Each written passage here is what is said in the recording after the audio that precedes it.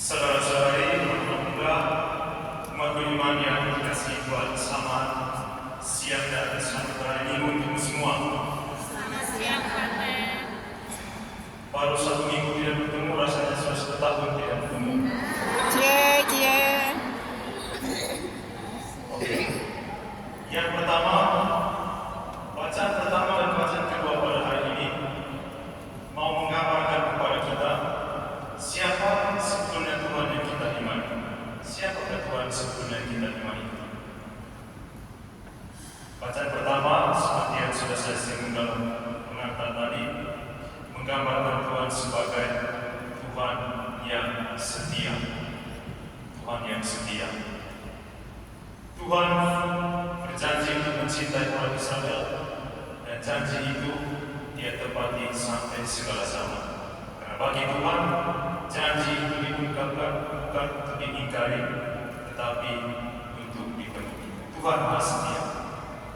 Bacaan kedua juga yang sama, menggambarkan kepada kita tentang Tuhan yang Maha Setia. Relasi kita dengan Tuhan sudah rusak karena dosa-dosa kita. Lalu Dia kirim Tuhan Yesus Putranya untuk memperbaharui kembali relasi yang sudah rusak. Mengapa? Karena Dia sudah berjanji sejak awal Dia mau mencintai kita. Jadi apapun yang terjadi, relasi kita dengan Tuhan rusak, Dia sendiri yang menginisiasi memperbaharuinya kembali. Tuhan yang kita imani adalah Tuhan yang Maha Kasih dan Maha Setia. Itu yang pertama. Lalu yang kedua, dalam bacaan Injil ditampilkan kepada kita ke-12 rasul. Ke-12 rasul. Yesus memanggil 12 rasul. Yesus atau bacaan Injil hari ini menampilkan kepada kita 12 rasul sebagai semacam cermin untuk merenungkan sejauh mana kita beriman kepada Tuhan. 12 orang yang 12 laki-laki yang dipanggil, mereka adalah murid Yesus. Tetapi mereka memiliki satu titel atau gelar yang istimewa, yaitu rasul. Semua yang mengikuti Kristus disebut pengikut Kristus, tapi tidak semua pengikut Kristus disebut rasul. Karena apa? Karena perjalanan iman mereka juga itu adalah sesuatu yang istimewa. Ketika mereka dipanggil, mereka bahkan tidak tahu siapa itu Yesus. Yesus panggil mereka, ikut saja. Ikut saja. Dalam perjalanan baru mereka mengenal siapa itu Yesus. Dan bahkan sesudah Yesus pergi meninggalkan mereka, naik ke surga, mereka tetap berada di sana untuk melanjutkan misi Yesus. Jadi bagi ke-12 murid, Minggu Yesus sekali tentunya, 11 orang itu, mereka mau menggambarkan kepada kita bahwa iman kepada Tuhan itu tidak cukup hanya di bibir saja, tapi juga mesti sampai pada tindakan yang nyata. Lalu pertanyaan untuk kita, apa yang bisa kita buat sebagai umat Tuhan? Kita kembali ke instruksi Yesus ketika Dia mau mengutus 12 murid tadi. Dia bilang, pergilah dan wartakanlah kerajaan surga sudah dekat, sembuhkanlah orang sakit, bangkitkanlah orang mati, sembuhkanlah orang dusta, usirlah setan-setan. Instruksi ini meskipun sangat spesifik, tetapi masih relevan untuk kita pada zaman ini. Masih sangat relevan untuk kita pada zaman ini. Kita tidak sakit secara fisik. Kita bukan orang yang sakit, bukan juga orang yang mati mesti dibangkitkan. Kita juga bukan penderita dusta yang mesti ditanyakan. Kita juga tidak sedang kerasukan setan sehingga orang untuk manusia setan dalam diri kita. Tidak seperti itu. Ada dalam masyarakat tertentu itu masih kuat dengan itu percaya terhadap setan. Misalnya bangun pagi kaki sakit terus jalan, lalu ini roh jahat, bawa ke rumah sakit cek kolesterol tinggi, atau pergi pesta pulang sakit, bilang roh jahat. Ternyata waktu di tempat acara itu semua pengendali asal yang ambil semua sakit. Lalu bilang roh jahat. Dan kita kembali, kita tidak sedang sakit, tetapi instruksi Tuhan tadi masih sangat relevan. Jadi pertama-tama kita dipanggil untuk menyembuhkan dunia, tetapi kita juga menyembuhkan diri kita sendiri. Bagaimana cara mendiagnosa bahwa kita sedang sakit? Kita tidak hanya sakit fisik, ada juga sakit yang non fisik. Yesus memberikan definisi yang jelas tentang sakit. Sebelum dia ngomong tentang orang sakit, dia katakan, pergilah kepada domba-domba yang hilang dari umat Israel. Kata kuncinya hilang. Ketika kita mengalami kehilangan, di sana kita sedang sakit, kata Yesus. Ketika kita sakit fisik, kita kehilangan kekuatan. Ketika kita sakit non fisik, kita kehilangan harapan dan motivasi melanjutkan hidup. Sangat relevan karena apa? Saudara-saudara yang terkasih, kita hidup dalam dunia yang sangat kompetitif. Sangat kompetitif dunia kita.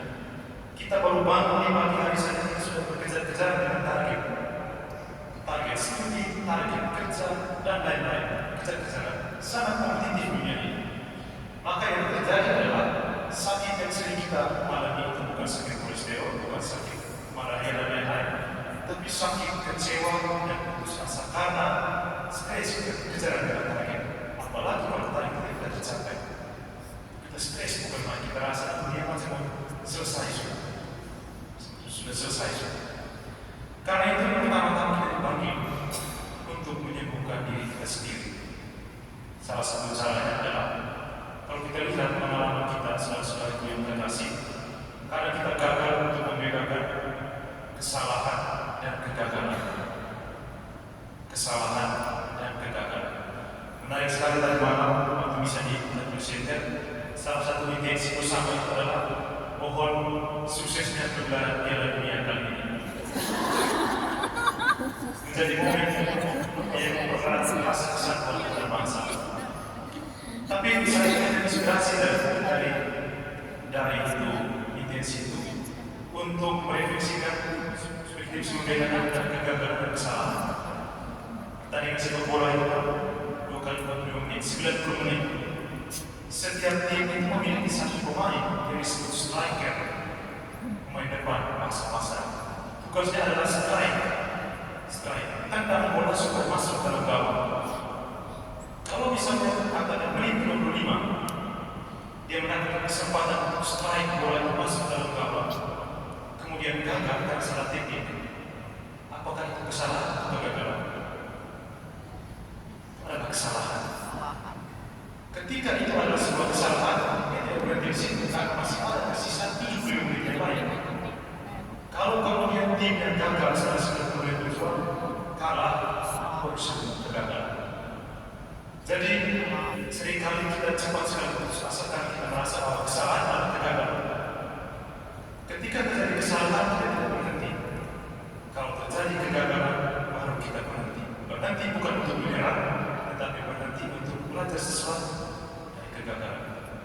Dengan demikian kita bisa sembuh dari luka depresi, stres dan lain-lain.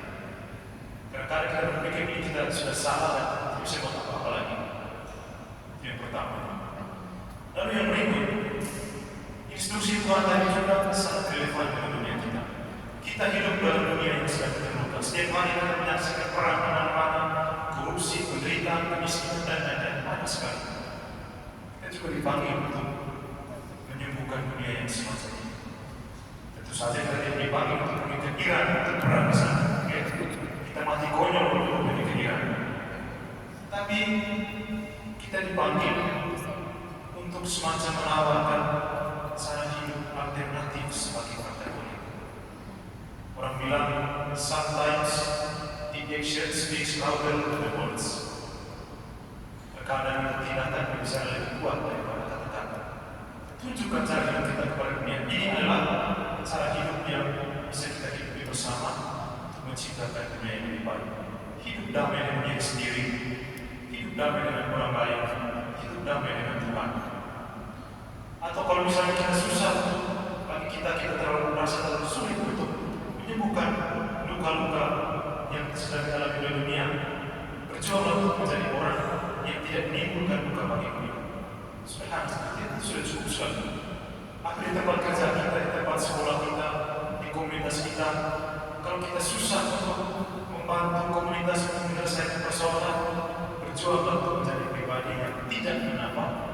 persoalan luka baru kepada sesama.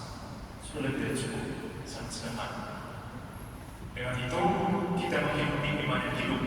Seperti Rasul Yakobus bilang, seperti tubuh tanpa roh itu adalah mati. Demikian juga iman tanpa kesaksian hidup juga itu adalah mati. Kita berjuang untuk memberikan spirit kepada Tuhan kita dengan kesaksian yang ada. Pegang prinsip yang bukan orang lain, sembuhkan dulu diri sendiri. Lalu yang kedua, kalau kita terasa berat sekali menyelesaikan persoalan bersama, jadilah pribadi yang tidak menciptakan persoalan baru, atau jadilah pribadi yang tidak menambah luka bagi luka yang sudah ada. Semoga Tuhan memberkati kita sekalian.